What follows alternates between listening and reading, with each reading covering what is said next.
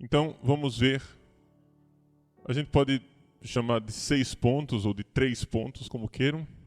Vamos ver esses pontos básicos. Primeiro ponto básico é a insatisfação. Insatisfação. Ou seja, um gnóstico está insatisfeito com o atual estado das coisas. Até aqui, nada demais, porque também nós cristãos estamos insatisfeitos com o mundo do jeito que ele está. Ok? Insatisfação. O mundo não está bem. Esta vida não está bem. Tem alguma coisa errada com a vida. Tem alguma coisa errada com o mundo. A gente espera uma coisa do mundo, mas não está vindo, não está acontecendo. A felicidade que a gente queria não está aí. Não é? A realização que a gente queria não está aí. Então, o ponto básico, fundamental, inicial é a insatisfação. Até aqui, nós e os gnósticos estamos empatados, porque também nós estamos insatisfeitos. Mas aí vem o número 2, e o número 2 é que é o grande distintivo. O distintivo entre o gnosticismo e o cristianismo é que as coisas estão mal feitas. Ou seja, é um problema da criação. Ou seja, o ser das coisas não está do jeito que deveria ser. Existe uma estrutura, a estrutura da realidade está errada. Tá? Então veja só. A realidade, a gente pode colocar aqui a palavra realidade ou a palavra mundo, como queira. Tanto faz, né? Mas a realidade está errada. Eu vou escrever realidade, porque fica mais fácil de entender. A realidade está errada. Aqui é que está a grande diferença entre nós e os gnósticos. Por quê? Porque quando a gente diz que existe uma insatisfação, a solução não é necessariamente que a realidade está errada, porque eu posso estar errado. O ser humano pode estar errado. Aquilo que eu espero do mundo pode estar errado. Minha cabeça pode estar errada. Meu coração pode estar errado. Mas os gnósticos não estão dispostos a dizer que o erro está neles. Eles preferem jogar o erro no mundo. O mundo está errado. O mundo está mal feito. Não é? Naquele filme Matrix, não é? Matrix, o gnóstico Neo, né? O Neo, ele sabe que o mundo está errado porque ele está vivendo numa matrix, ou seja, numa programação. O mundo que está aí é uma ilusão, é uma programação, uma matrix, e ele precisa despertar desta ilusão. No primeiríssimo filme, Matrix, ele está lá, apoiado no computador, dormindo, né? E aí aparece a mensagenzinha: Neo, desperte, acorde. Esse acordar é o acordar para a realidade. Acordar para o mundo real. Ou seja, saia da Matrix, saia desse mundo mal feito. Não é? Para os gnósticos, o mundo está errado porque o mundo foi feito por um Deus mau. E nossas almas, estão aprisionadas dentro desse mundo mau e precisam ser libertas. Não é isso? Então, esse é o segundo ponto do gnosticismo. A realidade está errada. Então, primeiro ponto, insatisfação. Segundo ponto, a realidade está errada. O terceiro ponto. Agora vem uma série de pontos que dizem respeito à salvação. Tá? Então eu vou colocar vários subitens sobre a salvação. A salvação. A salvação, letra A, é possível.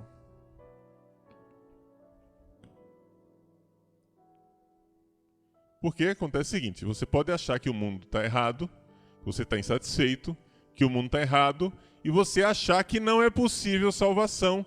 Você vai ser um pessimista, você vai ser depressivo, você vai ser um existencialista desesperado, mas não vai ser necessariamente um gnóstico se você não acha que existe uma salvação possível. Tá bom? Para o gnóstico, a salvação ela é possível.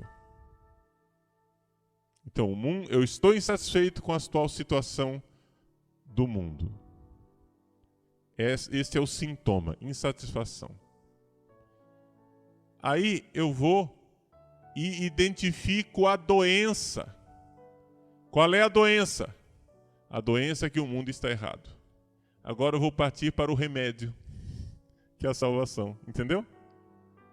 Nós cristãos somos 3 estágios, digamos assim, de cura de uma doença, né?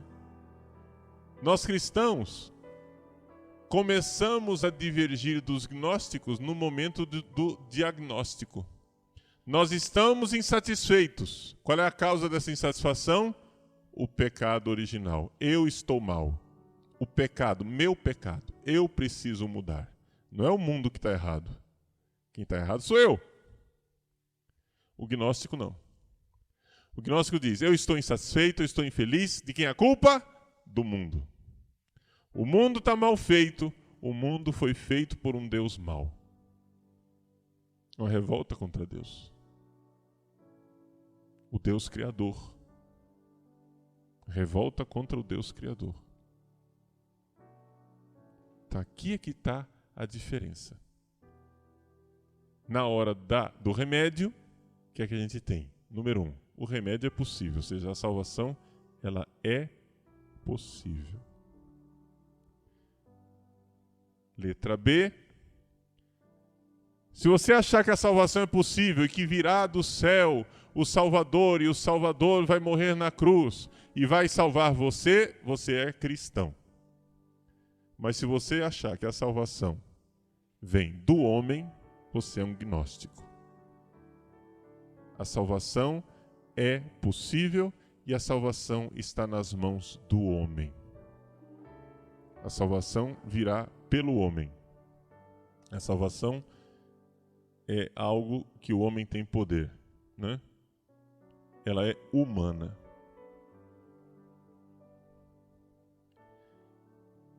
Terceiro aspecto dessa salvação é que a salvação ela acontece através de um conhecimento. Existe uma fórmula.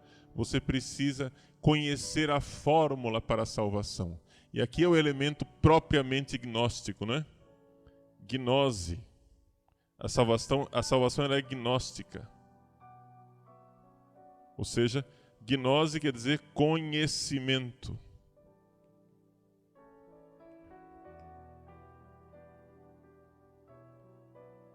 Em palavras pobres, nós poderíamos dizer assim, a salvação tem uma fórmula. E eu sei qual é a fórmula. Eu sei o caminho para a salvação. Tá? E então, aí acontece, não é, o fato de que o gnóstico irá colocar em ato uma revolução para destruir este mundo errôneo. Então, ele vai ser um revolucionário, porque ele vai construir um mundo, porque ele sabe como o mundo deveria ser. Uma revolução. Estes são os 6 elementos que caracterizam o pensamento gnóstico. Vejam que aqui as coisas ainda estão meio abstratas. Para esclarecer o pensamento gnóstico, na aula de hoje, isso aqui é uma tentativa de revisão elaborada do que nós vimos na aula passada. Essa lista de 6 pontos, ela não foi criada pelo Padre Paulo. Essa lista de 6 pontos, ela foi criada por um filósofo, grande estudioso do gnosticismo, chamado Erich Voegelin. Voegelin se escreve V-O-E-G-E-L-I-N. Voegelin, tá? Erich, E-R-I-C. Erich Voegelin. Muito bem, Erich Voegelin fez esta lista de 6 pontos a respeito da gnose, que eu aqui tenho uma tendência de esquematizar em 3 pontos somente. Ou seja, são 3 pontos. Um é o sintoma. Qual é o sintoma da doença? Você vai ao médico e diz: doutor, eu estou com febre. Aí o doutor diz: isto é câncer. E manda você fazer quimioterapia. Então são 3 passos. Primeiro, sintoma, febre. Segundo, diagnóstico, câncer. Terceiro, remédio, quimioterapia. Só que o diagnóstico pode estar errado, e se o diagnóstico estiver errado, todo remédio está errado. Doutor, eu estou com febre. Isso é uma virose. Né? Qual que é o remédio? Bom, o remédio não tem muito, não. O remédio é você ter paciência e esperar ela passar. Enquanto isso, você vai tomando alguma coisa que seja um paliativo. Né? A gente faz alguma coisa para evitar dor de cabeça, para evitar as dores no corpo, para evitar o vômito, para evitar o mal-estar, para evitar a desidratação. Mas a virose vai ter que cumprir o ciclo dela e depois de 7 dias ela passou. Antes disso vai ser difícil. Remédio para virose é esperar. Tem doença que só esperando passa. Enquanto isso, a gente faz o possível para o paciente não morrer antes do tempo passar. Que o paciente não morra, né? Então a gente vai fazendo manutenção, porque se der um tempinho a mais, a doença vai cumprir o seu ciclo e vai passar. A gente sabe disso. Então não adianta fazer quimioterapia, fazer cirurgia, fazer nada. O diagnóstico é aquele. Então aqui estamos fazendo essa comparação. O mundo vai mal. Todo mundo está insatisfeito com o mundo. A não ser os otimistas incorrigíveis, né? Que vivem num mundo cor-de-rosa, de Poliana. Né?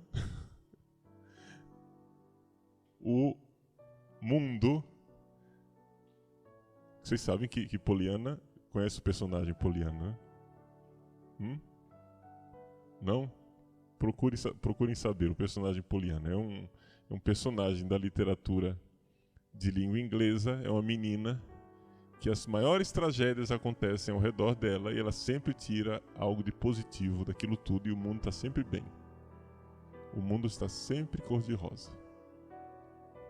Né? Então é assim. Exceto os otimistas incorrigíveis como Poliana, né? O mundo tem a sua insatisfação. Tá? Tá todo mundo insatisfeito com aquilo que vive. Se pedir para alguém colocar defeito na vida, é rapidinho, né? A gente encontra uma lista rapidinho. Então, a insatisfação, ela é sintoma de que alguma coisa vai mal. Diagnóstico. Bom, o que é a causa desse mal-estar? Nós cristãos dizemos, é o pecado original. Os gnósticos dizem, é a realidade que é mal feita. Conforme o diagnóstico vem o remédio. Eu preciso mudar o mundo. Nós cristãos dizemos, não, quem precisa mudar sou eu, e a felicidade só virá na visão beatífica lá no céu.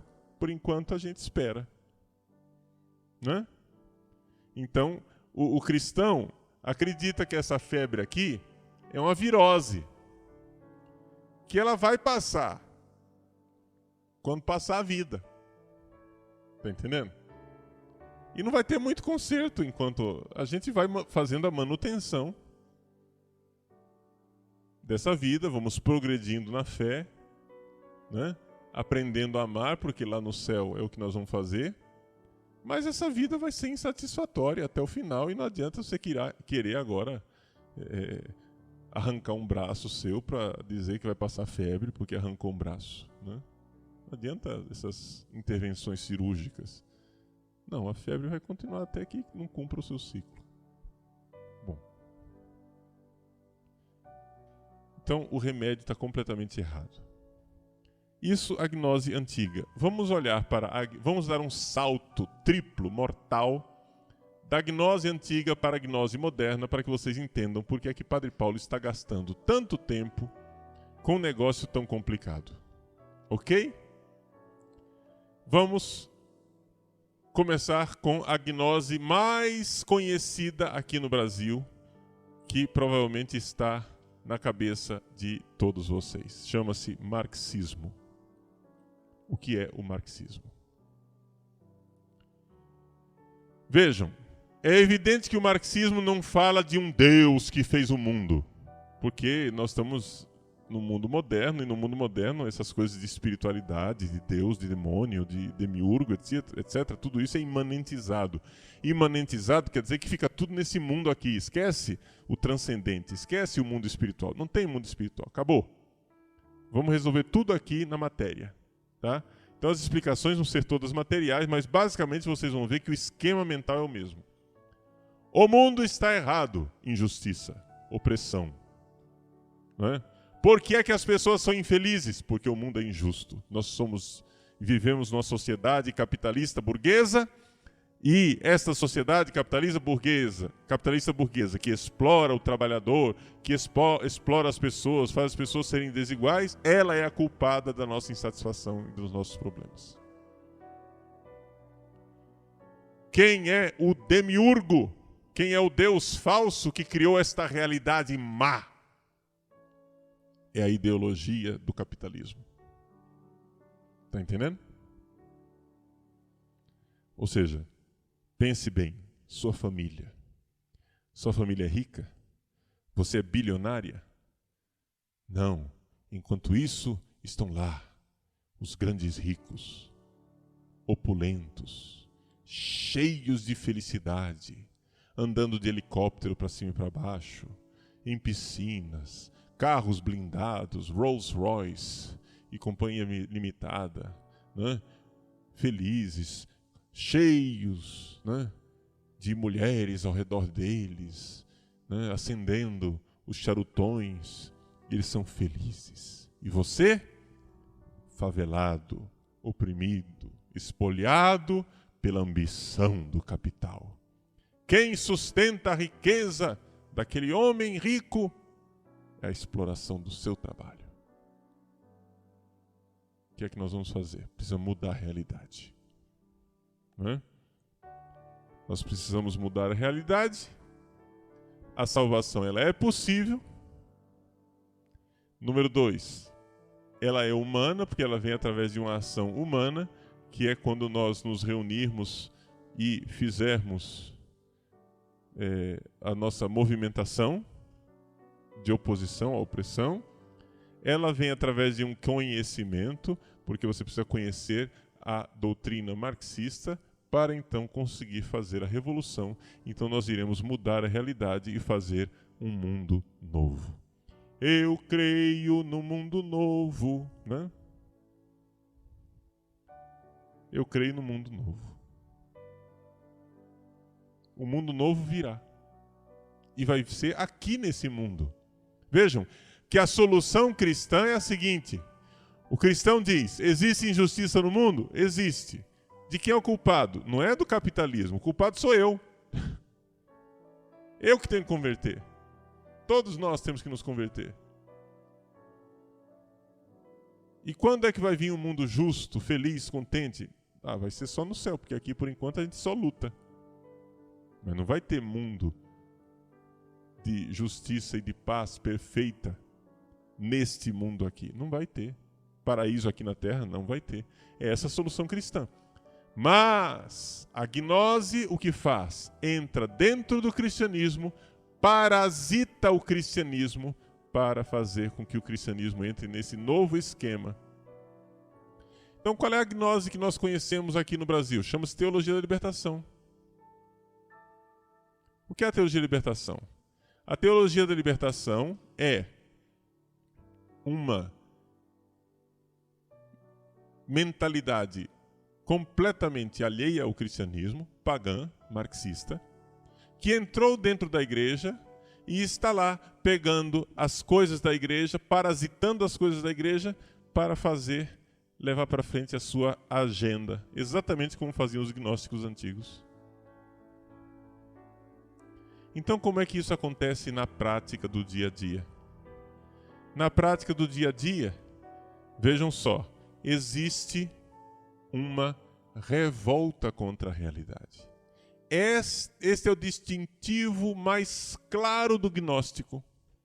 Por que é que eu digo que a teologia da libertação é uma gnose? Digo, afirmo e não tenho medo de dizer, porque ela carrega o distintivo básico, aquela característica número 2 que eu estava dizendo aqui. A característica básica da gnose é que a realidade é que está errada. A teologia da libertação é gnóstica, o marxismo é gnóstico. Por quê? Porque o mundo está errado. Eu sei como deve ser o mundo. Então, nós temos que ser todos iguais. Olha só o que os marxistas fizeram lá na China. Como o chinês tem tudo a carinha igual, né? Mais ou menos é tudo do mesmo jeito.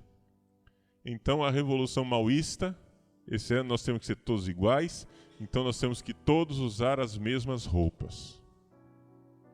Então, na China maoísta, todos os chineses viviam e usavam o mesmo uniforme. Desde Mao, o grande líder, até o último camponês, todo mundo usava o mesmo macacão, o mesmo uniforme. Eram todos iguais, porque precisamos ser iguais. Igualdade. Está errado que uma pessoa use um macacão na oficina e o outro use uma camisa de seda. Está errado. Nós temos que ser iguais. A realidade é essa. Agora, o gnóstico nunca se pergunta, escuta, mas você tem certeza que as coisas realmente precisam ser iguais? Os cristãos, quando veem certas desigualdades, nós cristãos dizemos, não, mas é desigualdade porque Deus quis. Não é? Você olha para a cabeça de um seminarista desse e vê tanto cabelo, né? Olha para a cabeça do Padre Paulo, sem telha, careca. Né? E aí? Olha a desigualdade, olha que injustiça. Vamos distribuir cabelo, né? Vamos partilhar aí, você é latifundiário, você tem cabelo demais. Tá entendendo? Mas, gente, isso desde os cabelos da cabeça, quanto à altura do corpo, quanto à capacidade física, muscular, como talento musical, inteligência, né? Capacidade intelectual, dotes linguísticos, etc. Nós somos todos diferentes. Vocês não vêm me dizer que é todo mundo a mesma coisa? Você olha para um atleta e você vê que não é todo mundo que tem aquela capacidade física. Ora, nós somos diferentes, existe desigualdade, esse é o dado da realidade. Porque é que é o mundo que está errado e não a sua cabeça que está errada. Está entendendo? Nós cristãos, quando existe um conflito entre a realidade e a nossa cabeça, o que é que a gente faz? Quem que tem que mudar? É a cabeça. Você que tem que se adequar à realidade. Deus fez um mundo, Ele fez bem feito, Ele sabe o que faz, e eu que não entendo as coisas. Está entendendo? Mas o gnóstico não. O mundo está errado. A gnose antiga dizia que o mundo estava errado porque um Deus mau, um demiurgo, fez o mundo errado. A gnose moderna não fala de Deus mau, mas fala da ideologia do capitalismo. Nós somos diferentes porque a ideologia do capitalismo fez diferente, mas a gente tem que fazer, nós temos que fazer ser igual. Nós temos que criar uma nova ideia onde todos somos iguais. Então, por exemplo, a linguagem do politicamente correto é uma linguagem que tem por finalidade criar um mundo igual. Então, por exemplo, você não pode mais chamar uma pessoa de cego. Não pode mais dizer que o cara é surdo. E não pode dizer que você que ouve e que enxerga é normal, e o outro que é surdo e que é cego é que é deficiente. Não pode mais nem usar a palavra deficiente, porque ofende. Nós somos iguais. Então a gente vai e cria um mundo do faz de conta, onde nós somos iguais. Então você começa a não chamar o cego de cego, o surdo de surdo, porque ofende. Coitadinho, ele vai lembrar que ele não enxerga, se você disser que o cego é cego. Mas, pelo amor de Deus, gente. Que ofensa que existe de dizer que o Padre Paulo é careca. Eu sou. Está entendendo? Qual é a ofensa que existe na realidade? Eu sou careca. Vou fazer o quê? Que ofensa que existe de dizer que eu sou magrelo, se eu sou? Que eu não tenho massa muscular. Se eu de fato não tenho. Qual é o problema nisso? Ah, não, mas você não pode dizer isso, nós somos todos iguais. Não somos! Olha o guri cabeludo aí. Olha o outro musculoso aqui, ó. Olha pra cá. Situação. Olha o grau. Né? Nós não somos iguais. Então, a realidade, gente, não adianta você ficar brincando de faz de conta. O mundo deveríamos ser todos iguais. Logo, o mundo está errado. Vamos criar um mundo onde somos todos iguais. Ah, se é para criar um mundo onde somos todos iguais, todo mundo precisa... Ah, precisa ter todo mundo da mesma altura? Muito bem. Então, quem é o parâmetro, né? Quem é o parâmetro da altura? É o Almeida, né? Então, põe todo mundo aí do lado do Almeida e vamos serrar as pernas de quem for maior do que ele. Pronto.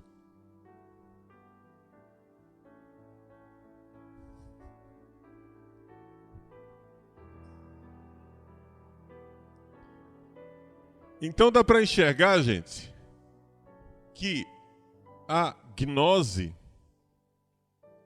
é uma espécie de doença mental. Entendeu? A pessoa não consegue enxergar o mundo real. Por exemplo, essa ideologia gnóstica marxista dentro do cristianismo, o que é que ela faz? Por exemplo, dentro da igreja existe diversidade. Existem os bispos, existem os padres, existem os diáconos. Não, tem que ser todo mundo igual. Então, pronto, vamos fazer uma revolução e na igreja todo mundo tem que ser igual. O bispo vale a mesma coisa que o sacristão, que nós somos iguais. Então agora nós precisamos fazer o seguinte, olha só, o que é que está ruim? O mundo está errado. A igreja está errada porque tem bispo. Devia ser todo mundo igual. Então, qual é a salvação? Salvação é uma obra humana, onde eu tenho uma fórmula, onde todo mundo vai ser igual, e vamos então fazer uma revolução. Qual vai ser a revolução? O bispo agora vai começar a andar de manga de camisa, não é? Eu não vou mais chamar ele de Dom João, eu vou chamar de João. Não é? Ele, na hora de celebrar a missa, vai ficar lá de manga de camisa e vai partilhar a missa. Dona Maricota começa a missa. Seu João proclama o evangelho. Dona Quitéria faz a homilia. O bispo faz a consagração. Seu Antônio distribui a comunhão. Dona Zefa dá a bênção final. Pronto, somos todos iguais. Entenderam? Chama-se revolução. Por quê? Porque a igreja está errada. Mas escuta, meu filho, foi Deus quem fez a igreja assim. Não, quem fez isso foi a ideologia patriarcal, opressora, que oprime as mulheres que não podem celebrar missa. Quem criou esse mundo aí foi uma ideologia de homens, né, que oprimem as mulheres, homens brancos, de olhos azuis, cabelo loiro, imperialistas, capitalistas, patriarcais, etc. Então, nós temos que fazer a revolução. Vamos fazer um mundo novo. Estão entendendo? Como? A gnose, o gnosticismo, que é uma coisa de 2000 anos atrás, continua em ação dentro do cristianismo com as suas características básicas, intactas. Mudou o quê? Mudou que o homem antigo, há 2000 anos atrás, acreditava num Deus bom, num Deus mau, né? Era um homem místico, então ele acreditava que existia um Deus transcendente, um demiurgo que fez o mundo errado. Agora, então, as nossas almas vão ter que ser salvas desse mundo material para ir para o mundo espiritual. Mudou o quê? Que hoje a gente não tem mais essa tendência de achar que o problema é a salvação das almas. A gente prefere pensar que é um programa de computador que está errado, então o Matrix, entende? A gente sai do programa de computador e entra no outro programa de computador, mas o mundo basicamente está errado. Ou então porque a gente crê que é uma ideologia, porque a ideia que é colocada na cabeça das pessoas e as pessoas começam a pensar daquele jeito, né? Por exemplo, a diferença entre homem e mulher. Não existe diferença entre homem e mulher. Nós somos iguais. Né? Isso é uma diferença ideológica que é incutida na sua cabeça desde que você é pequenininho, mas na verdade nós somos iguais. Então o que é que nós vamos fazer? Nós vamos efeminar os homens e masculinizar as mulheres. Pronto. Mulher, tudo de calça comprida. Por que é que vocês são odiadas, minhas santas irmãs? Por que é que essa história de hábito religioso é odiado? Porque uma mulher com um pano na cabeça é uma mulher submissa à sua condição feminina. De saia. Eles querem vocês como? Feiosas, de calça comprida, parecendo homem. Entendeu? Tudo vestida de Joãozinho. E querem como? Os seminaristas. Querem os seminaristas todos fresquinhos, bonitinhos, de brinquinho, de luzes no cabelo, efeminados. Para quê? Porque nós somos iguais. Está entendendo? Não querem que as mulheres sejam femininas e que os homens sejam masculinos. Por quê? Porque o masculino e o feminino é uma diferença. E essa diferença foi criada ideologicamente. Essa diferença ela não existe. Foi a ideologia burguesa que inventou a diferença entre homem e mulher. Então agora vamos ordenar as mulheres, ou melhor ainda, vamos ordenar todo mundo, para todo mundo ter o mesmo poder, todo mundo poder celebrar, para ter igualdade. É isso que o seu Leonardo Boff fala, por exemplo, no livro Igreja, Carisma e Poder. Não conheço as palavras, mas é o que ele fala. Ele diz assim, por exemplo, que existe uma classe opressora dentro da igreja que se apropriou dos meios de produção do sagrado. Chama-se clero. Só os padres podem consagrar hóstia, só os padres podem perdoar os pecados, só os padres podem interpretar a palavra de Deus. Mas não, nós temos que fazer uma revolução. A revolução onde todo mundo pode celebrar. Aí, a irmãzinha, lá em São Paulo, e isso daqui não é lorota, não estou contando conversa, estou falando coisa real. Isso eu ouvi da boca de uma religiosa.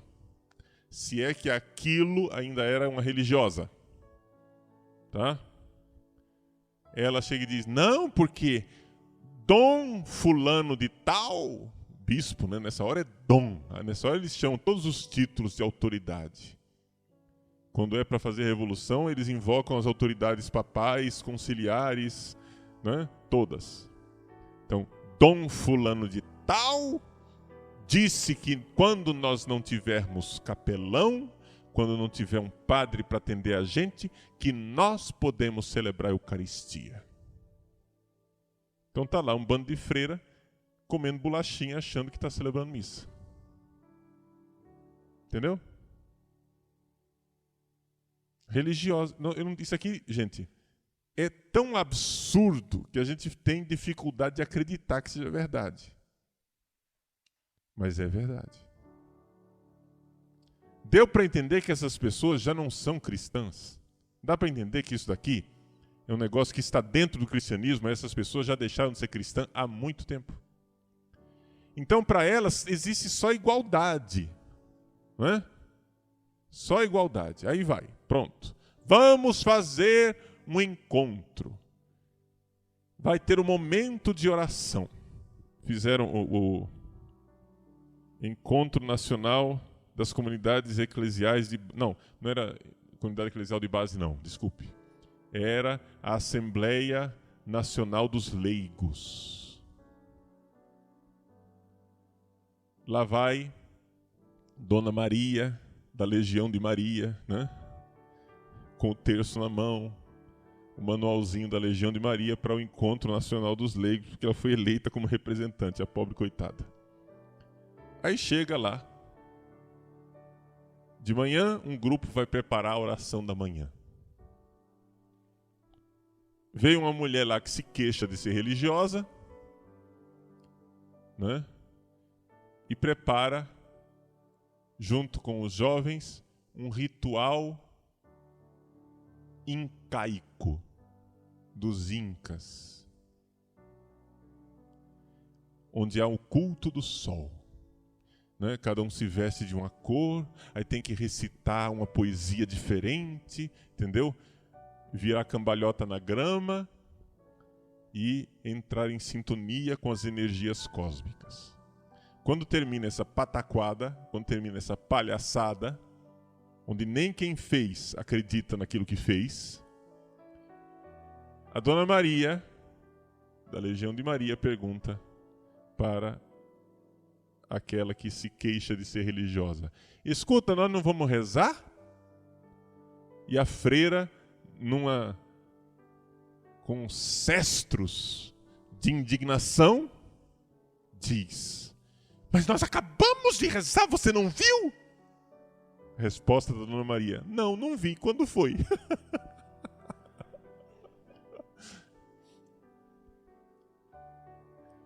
Porque aquela palhaçada lá, segundo a freira, era oração.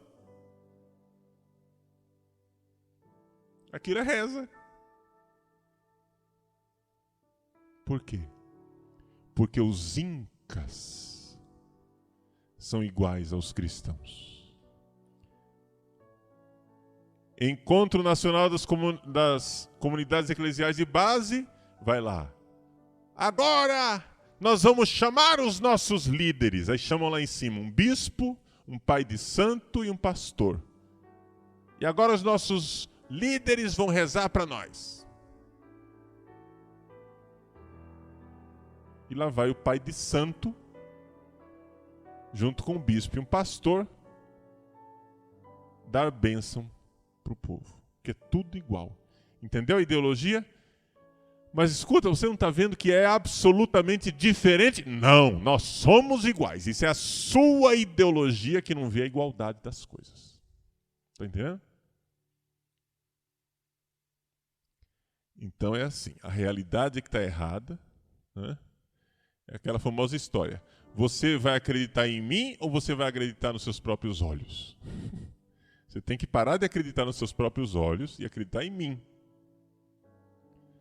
Você abre o olho e vê que é todo mundo diferente, que todas as religiões são diferentes, que existe coisa que é boa, coisa que é ruim. É isso que você vê com seus olhos. Mas você tem que acreditar na ideologia tola desse povo que acha que inventou a roda. Entenderam? Eles descobriram o fogo. Eles são os novos demiurgos. Eles confeccionarão a realidade.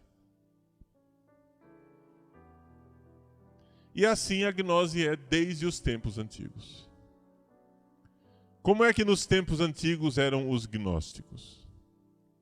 Nós já vimos na aula passada, vamos recapitular. Os gnósticos veem que o mundo está mal.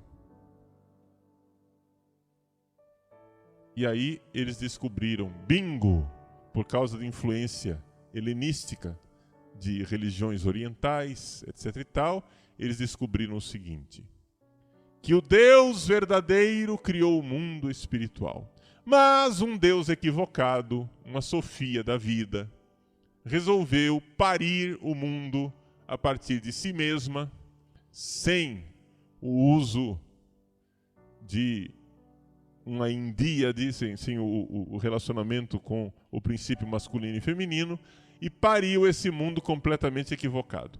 Através de sedução, as almas, ou seja, centelhas divinas, as almas que viviam junto da divindade, agora caíram e se aprisionaram nesses corpos que estão aqui. E, portanto, aqui nós vemos a nossa situação. Nós somos almas divinas e espirituais que desejam a felicidade junto de Deus, prisioneiras num mundo mau. A maldade não está na alma pecadora, não. Quem é mau é o mundo. Esse é o princípio básico do gnóstico. Você quer saber o que é um gnóstico? Olhe para ele. Ele odeia a realidade. Existe um ódio gnóstico à realidade. Gnóstico nenhum vai dizer, o pecado é meu. O pecado é sempre dos outros. O problema está sempre fora de mim. O problema é que o mundo está errado. Existe uma híbris, uma revolta, uma arrogância humana que diz, contra o Deus Criador, o mundo está errado. Então, quem que está errado? Está errado esse mundo. Está errado a criação. Se a minha alma não fica saciada com este mundo material, é porque o mundo material está errado. Se eu quero ser feliz e não consigo, é o mundo que é o culpado. A realidade está errada. E então eu entro num círculo gnóstico, porque de lá do alto a divindade salvadora mandou o seu Cristo, o seu ungido, o seu Neo, né? O Neo veio para a Matrix para despertar as outras pessoas e conduzi-las, né? Então é interessante que o filme Matrix, e não somente o filme Matrix, mas o próprio marxismo, o positivismo e todos os movimentos gnósticos dos últimos tempos, eles seguem essa fórmula aqui, junto com todos os mecanismos simbólicos de um outro pensador, um abade calabrês chamado Joaquim de Fiore, que viveu no século XII e ele criou uma série de simbolismos que vivem até hoje, né? Então, o simbolismo básico é que existe um salvador, um cara que é o que vai conduzir, um dux, né? que vai conduzir as pessoas para fora da opressão desse mundo, não é? É esse condutor, o Salvador. Mas existe também um profeta, que é o cara que vai dar o respaldo intelectual para a coisa. Então, são dois agentes, né? Um é o que conhece, é o intelectual, que profeticamente vai dizer qual é o caminho. E um outro é aquele que vai fazer e pôr em prática o caminho que o profeta ensinou, né? Um é o profeta e o outro é o dux, o condutor, aquele que vai levar para o caminho correto. E isso acontece lá no filme Matrix também, né? Tem o oráculo e tem o Neo. O oráculo é aquele que diz a fórmula para onde é que você tem que ir. E o Neo é o dux, é o condutor. Também dentro da Revolução Marxista e dentro da teologia da libertação também acontece isso. Existem os intelectuais orgânicos, segundo a linguagem de Gramsci, né? Que são os profetas. Os profetas dos novos tempos. Então são essas pessoas que têm o caráter profético de indicar o caminho. E os outros que são os revolucionários, que são aqueles que guiam e que levam a coisa que... né? Um envenena a cabeça dos outros e o outro suja as mãos fazendo a bobagem. Tá? É sempre mais ou menos esse o esquema. Bom.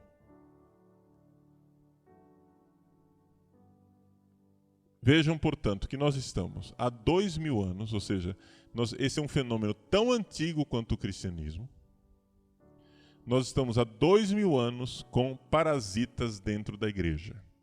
Existem épocas em que esses parasitas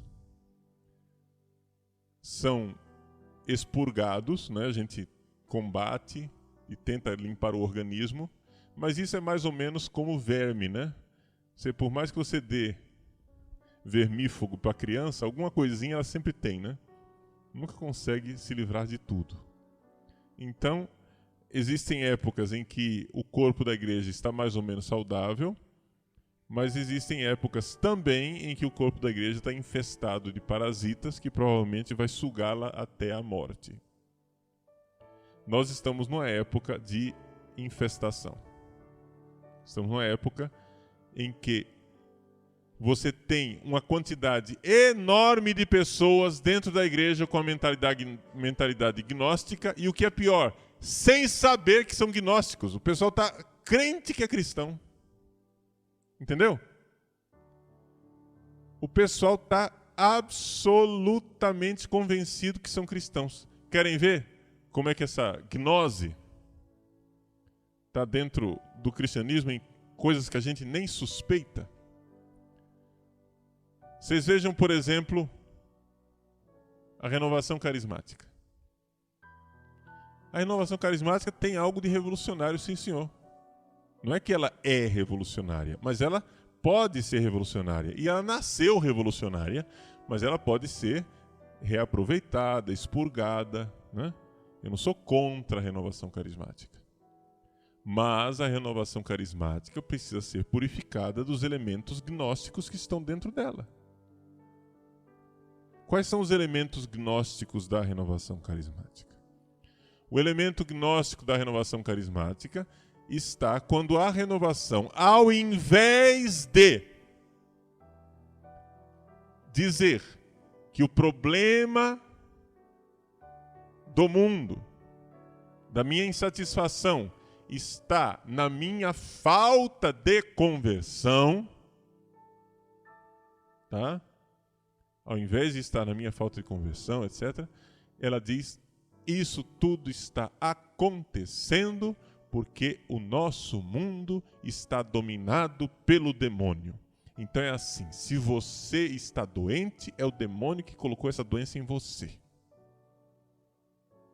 Então nós temos que mudar isso. Então a estrutura da realidade é que está errada. Que as pessoas fiquem doentes e morram, isso daí é uma realidade que nós vamos mudar. Como? Porque existe uma solução possível. Essa solução é humana. Qual é a solução humana? Chama-se a fé. Se você crer, se você acreditar, se você tiver o conhecimento gnóstico, a fé se transforma numa gnose.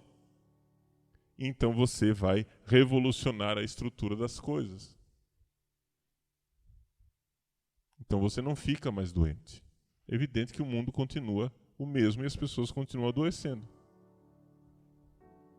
Está entendendo?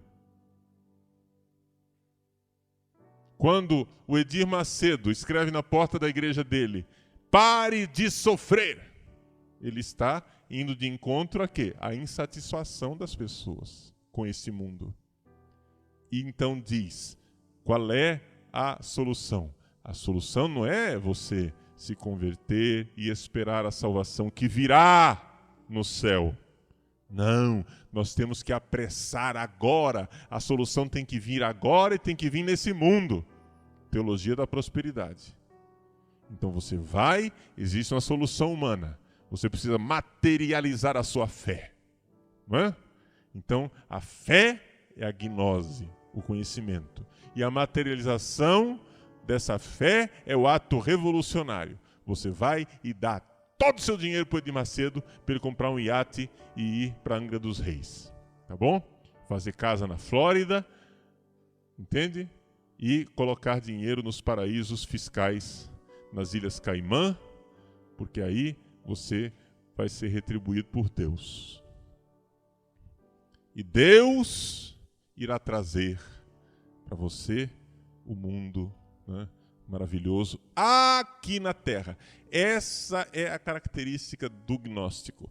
O gnóstico odeia a realidade como ela é, ele quer produzir uma nova realidade aqui nesse mundo. Então vejam só, eu não sou, quando eu falo da renovação carismática, eu não sou contra os carismas. Eu creio verdadeiramente que Deus pode fazer milagres e Deus faz milagres. O problema é o seguinte, é quando você usa um milagre como revolta gnóstica contra a realidade.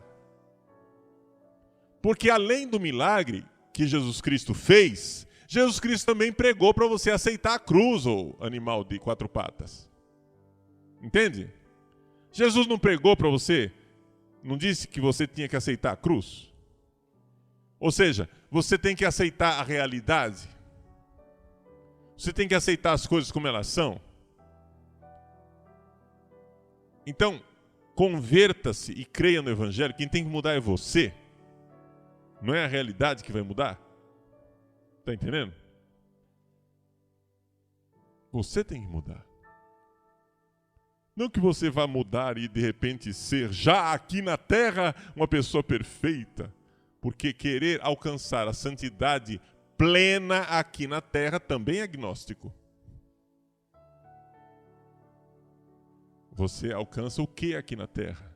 Você alcança o fato de que você deve progredir lentamente numa santificação, e esta santificação, que é gradual, perseverante, irá culminar no céu com a felicidade eterna junto de Deus. Ponto.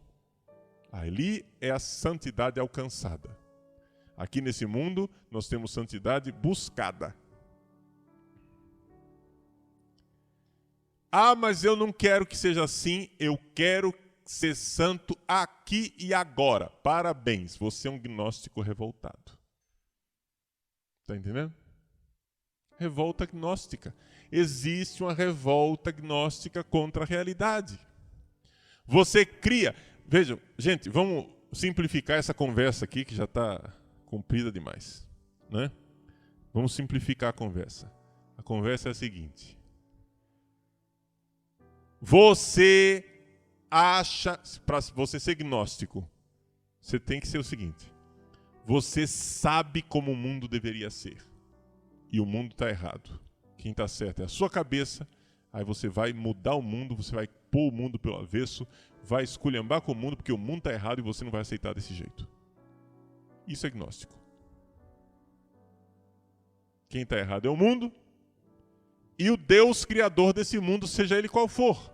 Se você chamar o Deus criador desse mundo de demiurgo, você irá se revoltar contra ele.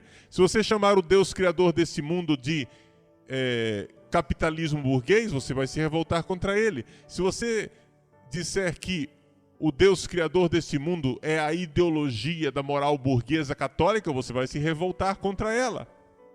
Tá entendendo? Seja quem for o criador, seja quem for o culpado, seja quem for o bode expiatório responsável por o mundo estar assim, você irá se revoltar, você irá fazer uma revolução. E isso é gnóstico.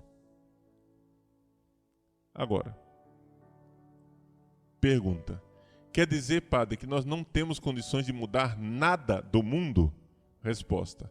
Nós podemos mudar alguma coisa no mundo. O que você não pode querer mudar é a estrutura da realidade, meu irmão. A tragédia do gnóstico é que o gnóstico quer mudar a estrutura da realidade. O gnóstico é revoltado contra Deus. O gnóstico diz assim, Deus está errado e eu que estou certo. O mundo não devia ser assim. Se eu fosse Deus, eu faria de outro jeito. Esse é o gnóstico. Está entendendo? Agora está entendendo que isso também está dentro da igreja?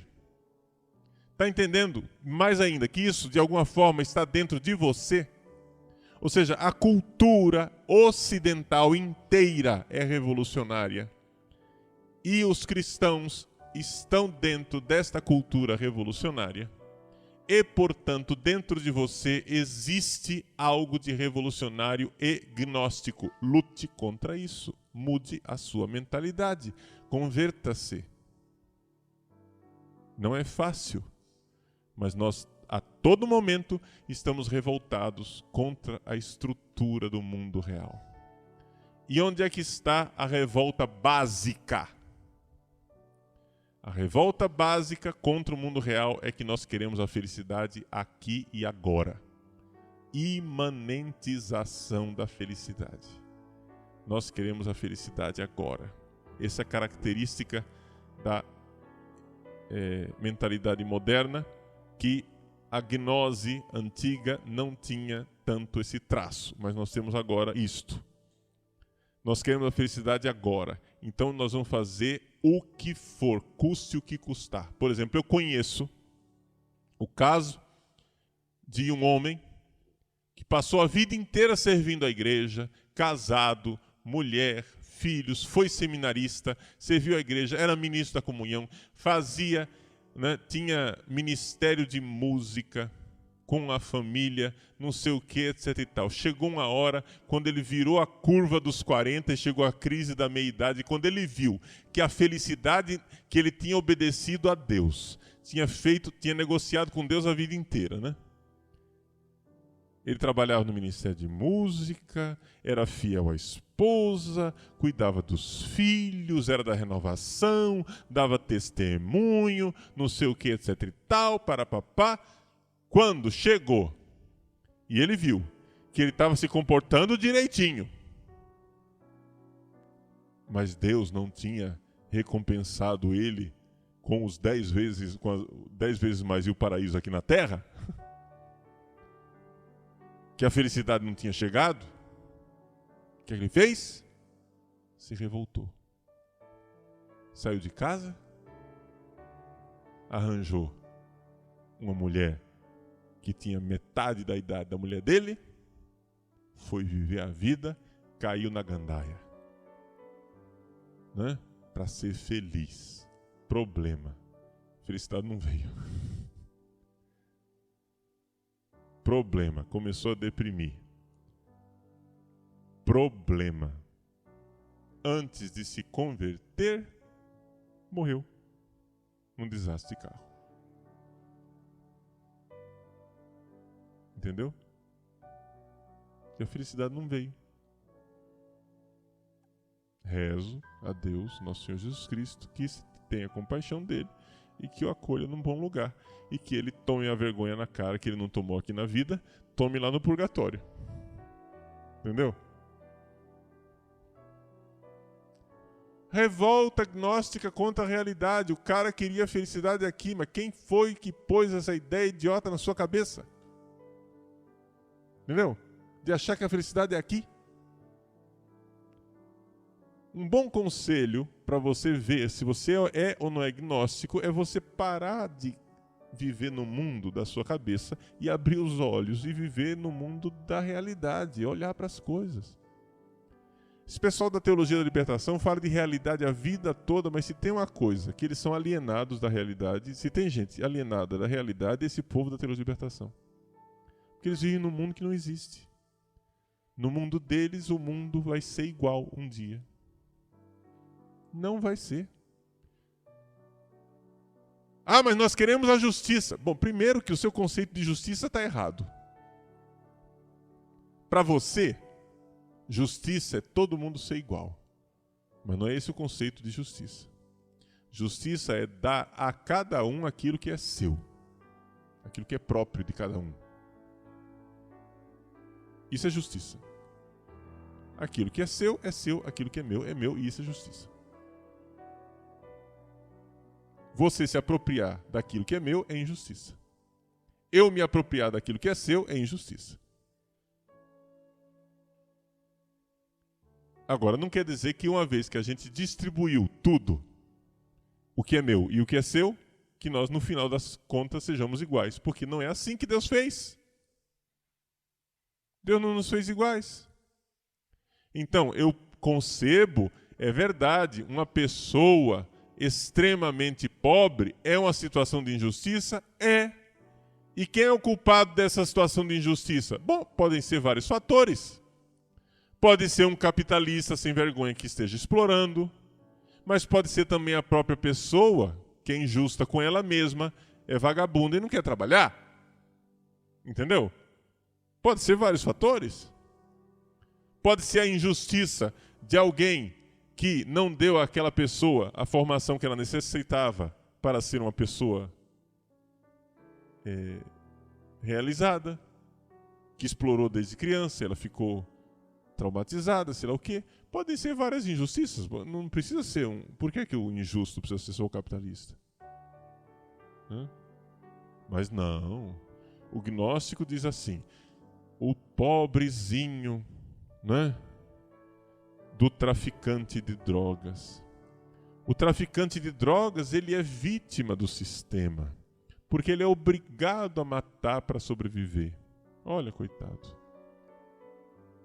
Inocente. Tadinho dele, né? Mas vocês ficam assustados com o que eu estou dizendo, mas é assim que esse povo demente pensa.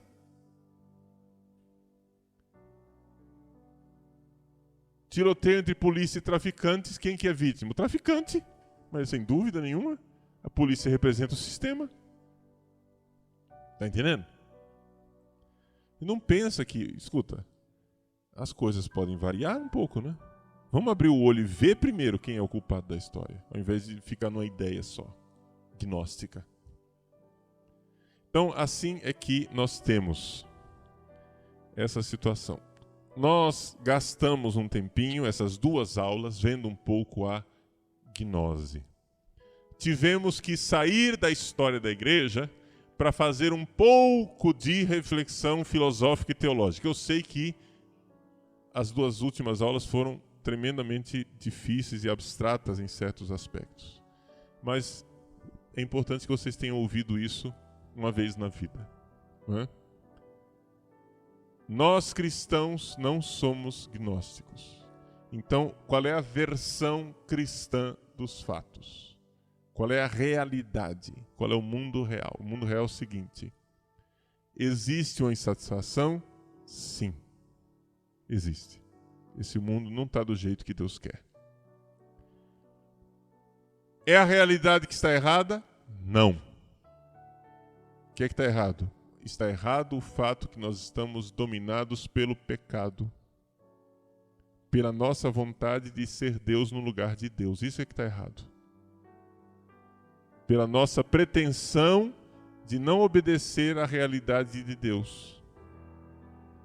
Nós queremos ser Deus, nós queremos felicidade agora, nós queremos que o mundo seja do jeito que a gente pensa, nós somos os grandes plasmadores do mundo. É aqui que está o erro. Existe salvação? Sim, existe salvação e remédio para isso. Qual a salvação? Bom, a salvação é a seguinte: já que o homem quis se fazer Deus, e é esse o problema, Deus se fez homem para ensinar o homem que ele não deve ser Deus. E Deus então desce até o fundo do poço, numa cruz. Para quê? Para que a gente entenda que é este o caminho. O caminho para chegarmos ao céu é um caminho para baixo, não é para cima. O caminho do céu, do paraíso, não é o caminho da Torre de Babel, de você construir com híbris, com arrogância humana, uma torre onde você um dia vai chegar às alturas, aos píncaros celestes. Não. O caminho do céu é um caminho para baixo. Paradoxal. É o caminho da cruz. Onde você, se você quer ir para o céu, a primeira coisa que você tem que fazer é ser pequeno. Descer do altar, descer do trono, parar de brincar de ser Deus, ser humano, assumir a sua cruz e seguir Jesus no caminho ladeira abaixo, descida aos infernos. Para quê? Para uma vez que você tomou a devida proporção de ser humano, uma vez que você parou de brincar de ser Deus, não é? Então, aconteça o que aconteceu com Jesus. Por graça, você seja salvo e redimido. Então, o progresso de santidade de nossa vida é uma luta constante de abraçar a cruz no dia a dia, enquanto, por graça, esperamos a salvação que virá. Nós confiamos e esta é a fé. Este é o caminho da salvação proposto por Deus. O mundo vai mudar? Sim, mas não aqui na história. O mundo irá mudar no reino dos céus. Novos céus e nova terra, fim dos tempos. Não é fruto de uma ação humana. Não é a minha ação revolucionária que vai trazer o céu. Mas é a ação da graça divina. No fim dos tempos não vai ter paraíso aqui na terra. No fim dos tempos haverá tribulação, onde a igreja vai seguir o seu divino fundador no mesmo caminho que ele percorreu, que é o caminho da cruz. E então a esposa, a Jerusalém Celeste, descerá do céu por graça. E então nós viveremos a felicidade junto de Deus, no novo céu e numa nova terra. Esse é o caminho cristão. O resto é gnose.